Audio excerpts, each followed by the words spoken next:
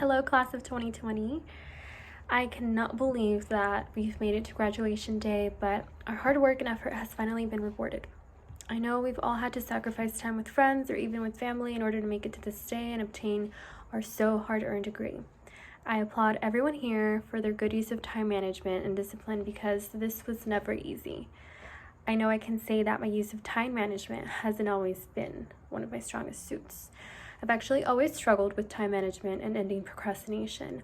However, I've come to terms that the reason why I have so often left things for last minute was due to my lack of focus, yes, but also my strong ability to work under pressure. Moving forward, I will keep in mind that working under pressure isn't the best of feelings, but definitely beneficial during crucial decision making and quick problem solving and delegation as a leader. There are things we can always work on improving, but working best under pressure will always be something I am proud of because it's helped during my leadership roles. So my leadership traits consist of integrity, honesty, confidence, great communication, strong decision-making skills, delegation, and also empowerment. I went ahead and created my own personal philosophy as well, which consists of guidance, optimism, justice, and encouragement.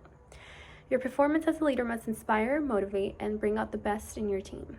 Confidence in being bold because leadership involves influencing others, and self-confidence allows the leader to feel assured that his or her attempts to influence are appropriate and right. I know that I want to guide people in the right direction. It doesn't matter where they're going. I also know that optimism is important in coping with difficult life moments. I've taken a test that measures how optimistic or pessimistic I actually am, and I turned out to be highly optimistic, which was awesome.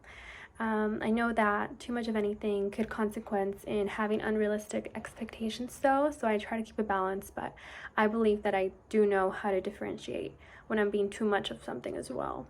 Therefore, by being this, I'm able to pull myself from even the hardest situations. I know that possessing this skill will help me lead my team and execute even the more difficult of tasks with our heads held high.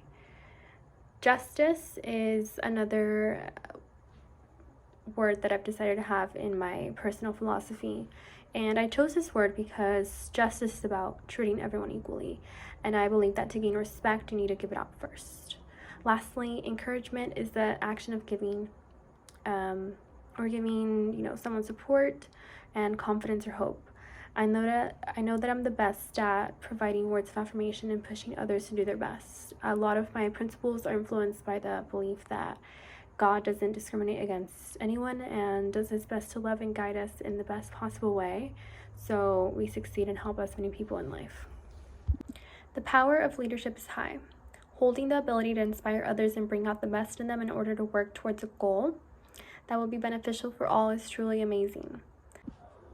Leadership is about being an advocate for people who don't have the opportunity to speak for themselves and stand up for their beliefs. It is the ability to sway, persuade, teach, but most importantly, guide in the right direction. In addition, to be a leader, one must possess a variety of leadership skills. I like to think of myself as a leader who listens to others' needs because that's the best way to learn. It's by listening. Therefore, I consider myself a democratic leader. But I have no problem becoming an authoritative leader if need be. A leader must be able to be strong and hold fort for its people that it's representing. So being able to give orders and staying firm is a must for the betterment of the rest of people under one's care.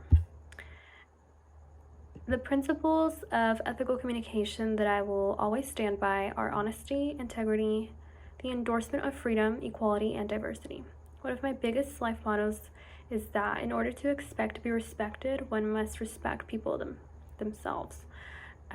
Speaking without judgment is also very important because one has to give people benefit of the doubt. I also think that speaking of one's own experiences is a great way to build relationships because you are speaking to someone and letting them know that you relate to them. Lastly, respecting others' boundaries and always speaking about others in a positive light is a must. A leader is a leader because they are an example and constantly need to set an example to the world and their peers. It doesn't matter if a leader is a leader at home or in the world, because the ethics must remain the same regardless. In conclusion, I am thankful for the skills that I have learned throughout my life because they built and prepared me to be the leader that people need me to be. I would also like to thank the staff at CSU Global for believing in me and polishing me in order to become an advocate for them and others. We all have it in us to be leaders and everyone deserves.